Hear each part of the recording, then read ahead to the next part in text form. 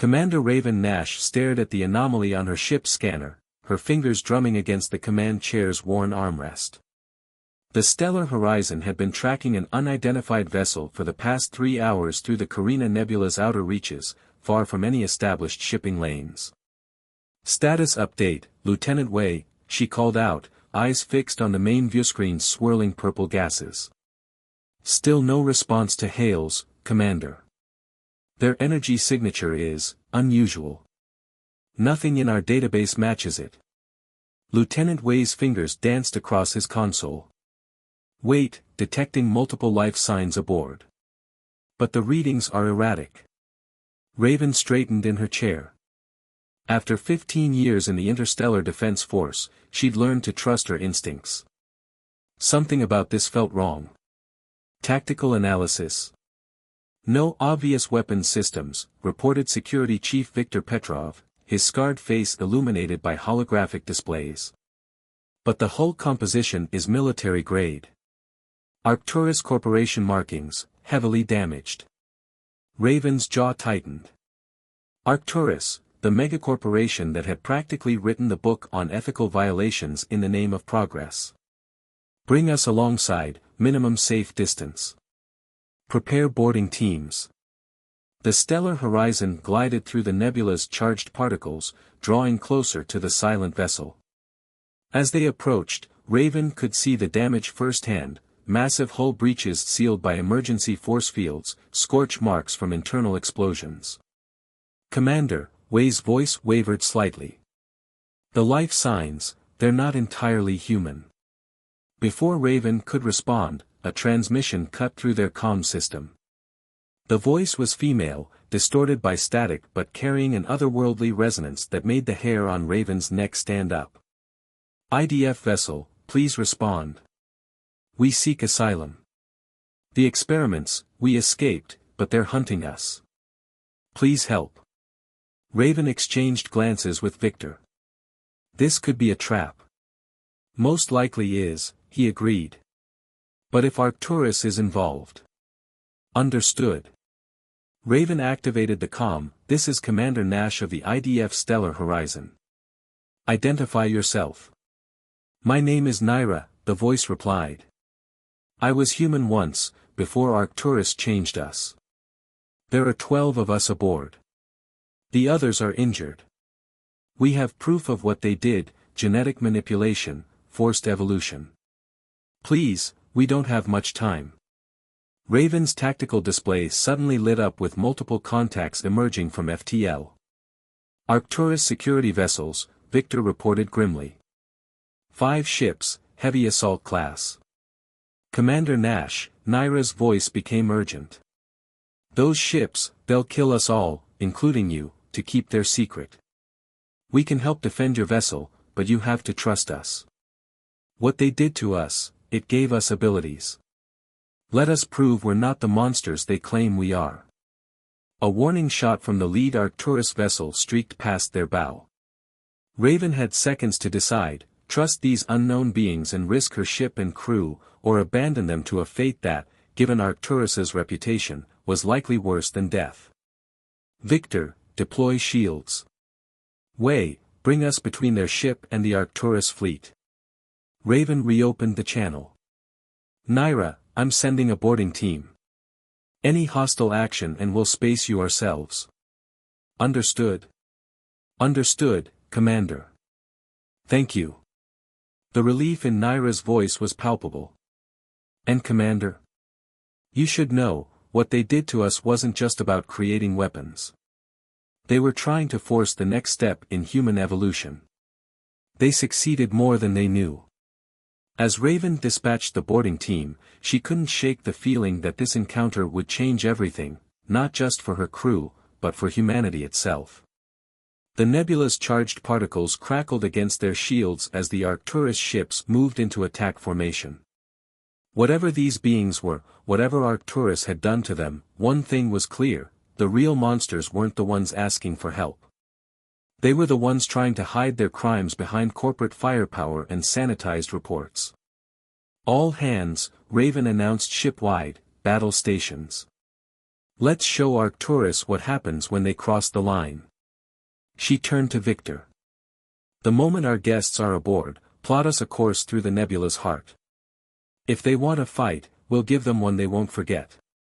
The first shots from the Arcturus fleet illuminated the nebula like artificial lightning.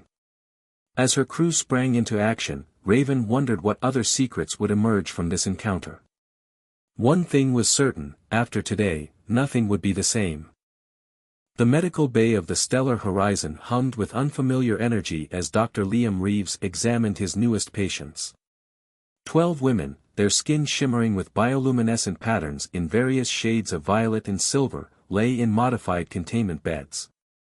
The readings on his medical scanner defied explanation. Their genetic structure is... He trailed off, looking at Raven who stood beside him. It's like nothing I've ever seen. The modifications are extensive, but incredibly precise. This isn't just enhancement, it's transformation. Naira, who seemed to be their unofficial spokesperson, sat up on her bed. Her silver markings pulsed gently as she spoke. They called it Project Ascendance. The goal was to create humans who could directly interface with quantum energy fields. They succeeded, but not in the way they expected. The ship shuddered as another volley from the pursuing Arcturus fleet impacted their shields. They'd managed to lose 3 of the pursued vessels in the nebula's dense clouds, but 2 remained doggedly on their trail. Commander, Victor's voice came through the comm, shields at 62%. We can't take much more of this. Raven watched as Naira exchanged glances with another of the transformed women, a tall figure with deep purple markings who'd identified herself as Thera. You said you could help defend the ship. Now would be a good time to elaborate on that. Thera stood, her movements fluid and graceful despite her recent ordeal. We can do more than defend. We can end this chase. But we'll need direct access to your ship's power grid. Absolutely not, Victor's voice cut in sharply. Your shields are failing, Thera countered. We can enhance them, strengthen them using the same quantum fields that flow through us now. But we have to act quickly. Another hit rocked the ship. Shields at 45%, called out Wei from the bridge. Raven studied the 2 women before her. Everything she'd been taught screamed against letting unknown entities access her ship's critical systems. But there was something in Naira's eyes, a determination, a fierce will to survive that felt deeply human despite her altered appearance. Do it, Raven decided. But Victor, keep weapons locked on their position. Any sign of betrayal won't be necessary, Naira assured her, moving to the nearest power conduit. She placed her hand against it, her skin beginning to glow brighter. Thera, synchronize with me. The rest of you, link if you can. What happened next defied explanation.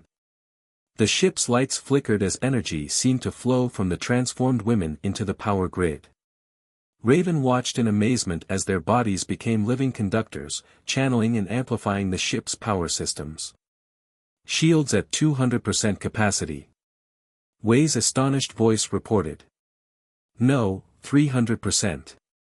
Commander, I've never seen readings like this. But Raven noticed the strain on the women's faces.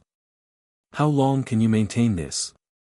Long enough, Naira managed through gritted teeth. But there's something else we can do. Those ships are running quantum drives. We can reach them. The pursuing vessels suddenly went dark, their weapons falling silent as their power systems failed completely. On the bridge displays, Raven watched as the Arcturus ships drifted helplessly in the nebula's currents. The transformed women collapsed as one, their skin dimming but still pulsing with residual energy. Dr. Reeves rushed to check their vital signs as Raven called the bridge. Status report. Enemy vessels disabled, Victor confirmed, a note of awe in his usually stoic voice. They're alive but powerless. Commander, what exactly do we have aboard our ship? Raven looked at Naira, who was already beginning to recover. The future, apparently. Whether that's a good thing remains to be seen. She turned to Dr. Reeves. Keep them under observation. I want to know everything about what Arcturus did to them. That's not the real question, Naira said softly, her eyes meeting Raven's. The real question is why. Why force evolution? What were they preparing for? Something big, Thera added, her voice grim. We saw things in their labs, heard things we weren't supposed to. They're afraid of something out there, Commander. Something they think humanity isn't ready to face. Before Raven could respond, Wei's voice cut through the tension. Commander. Long-range sensors are picking up something massive emerging from FTL. It's an Arcturus dreadnought. And it's not alone. The hunt, it seemed, was far from over. But as Raven looked at the extraordinary beings under her protection, she realized humanity's next step might not be a choice anymore. It might be a necessity for survival itself. The Arcturus dreadnought loomed in the view screen like an artificial moon, its weapon ports glowing with barely contained energy. Behind it, 3 heavy cruisers moved into attack formation. Commander Raven Nash knew her ship was outgunned, but retreat wasn't an option. They're hailing us, Wei reported from his station. The holographic display flickered to life, revealing a face Raven hadn't seen in 5 years. Admiral Marcus Bishop, now wearing Arcturus corporate insignia instead of his IDF uniform. His betrayal of the fleet was legendary. Commander Nash, his smile didn't reach his eyes. Surrender the specimens and we'll let your crew live. You have no idea what you're protecting. They're not specimens, Marcus. They're people. What happened to you? I saw the truth. There are things coming, Raven. Things humanity isn't ready for. What we did to those women, it's necessary for our survival. Naira stepped into view of the transmission, her silver markings pulsing with barely contained energy. You mean what you did to hundreds of us? Tell her about the others, Admiral. The ones who didn't survive your necessary experiments. In the medical bay, Dr. Reeves had made a breakthrough in his analysis. The genetic modifications weren't just random mutations, they followed a pattern, as if Arcturus had been working from a specific template. But its origin wasn't terrestrial. Commander, he sent his findings to the bridge. These alterations, they're based on something they found. Something alien. The dreadnought's weapons powered up as Bishop's expression hardened. Last chance, Raven. Don't throw away your crew's lives for. The transmission cut off as Thera placed her hand on the ship's communications array. They're preparing to fire. We can help, but... She looked at her fellow survivors, all showing signs of exhaustion from their last effort. No, Raven decided. You're too weakened. Wei, plot us a course through. Wait, Naira interrupted. There's something else we can try. Something they don't know about yet. She turned to her companions. It's time. The transformed women moved as one, forming a circle in the middle of the bridge. Their skin began to glow, not with the familiar bioluminescence, but with a deep, pulsing light that seemed to bend the space around them. What we're about to show you, Naira's voice had taken on that otherworldly resonance again, is why they're really afraid of us. We didn't just evolve, we connected to something. Something that's been waiting for humanity to be ready. The space between them began to twist, reality itself seeming to fold inward. Through the view screen, Raven watched in astonishment as identical distortions appeared around the Arcturus ships. By all that's holy, Victor whispered. What are they doing? Creating doorways, Naira explained through evident strain. The quantum fields, they're not just energy sources. They're paths between spaces. The aliens who left their template, they weren't just advanced.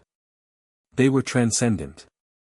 The Arcturus ships began to drift, caught in gravitational forces that shouldn't exist in open space. Bishop's face reappeared on the view screen, panic evident. Stop them.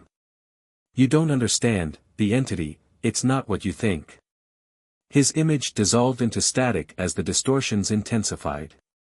Raven watched as tiers in spacetime itself opened around the hostile vessels, leading to somewhere else. The dreadnought's weapons powered down, its engines firing desperately but uselessly against the pull. "Commander," Wei's voice was filled with awe, "the ships, they're being pulled through." "Not pulled," Naira corrected, sweat beading on her forehead. "Redirected. To where they can't hurt anyone else while they learn the truth." "What truth?" Raven demanded. "That humanity's next step wasn't supposed to be forced. It was supposed to be chosen." The ships vanished one by one into the spatial rifts, which sealed behind them like wounds healing in reality itself. The entity they found, it left a message in our DNA. A key to unlock our potential. But it had to be accepted, not forced. As the transformed women collapsed from their effort, Raven knew they'd crossed a point of no return. Humanity had just witnessed its first glimpse of what it could become, not through corporate manipulation or forced evolution, but through understanding and acceptance of a universe far stranger and more wonderful than they'd imagined. But as Dr. Reeves helped the exhausted women to medical bay, his scanner picked up something troubling. Their genetic structure was still changing, still evolving. And in the depths of space, something vast and ancient had taken notice of what they'd become. Dr. Reeves stared at his medical displays in disbelief. The genetic changes in the transformed women weren't just continuing, they were accelerating.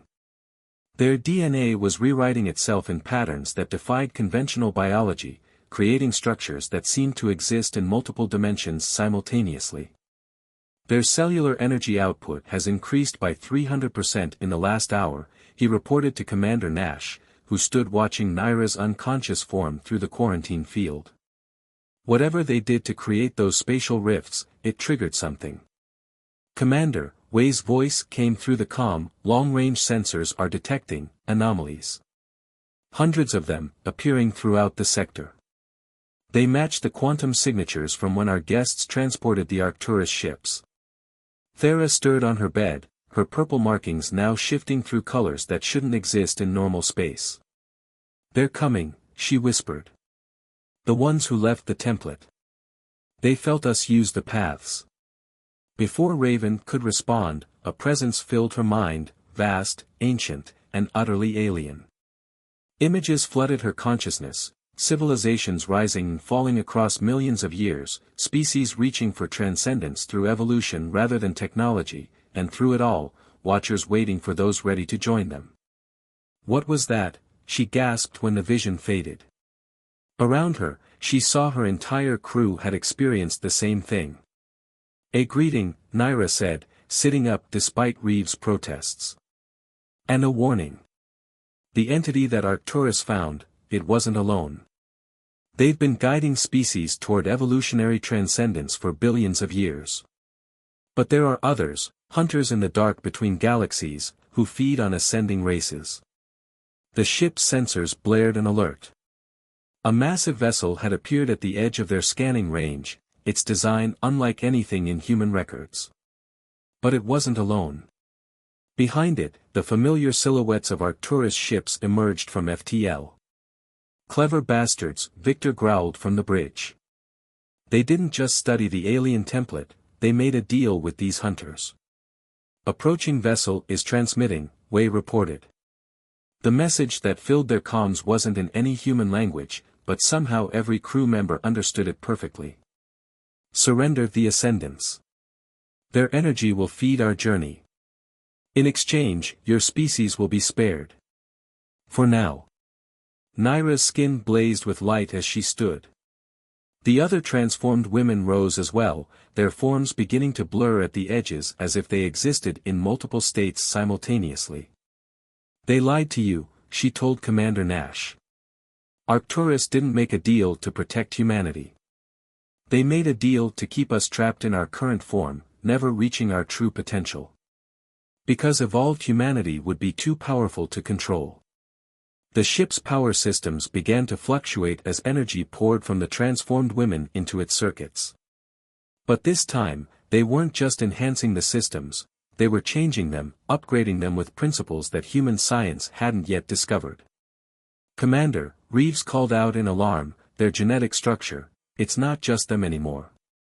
The changes are spreading through the air itself, carried on quantum fields we can barely detect."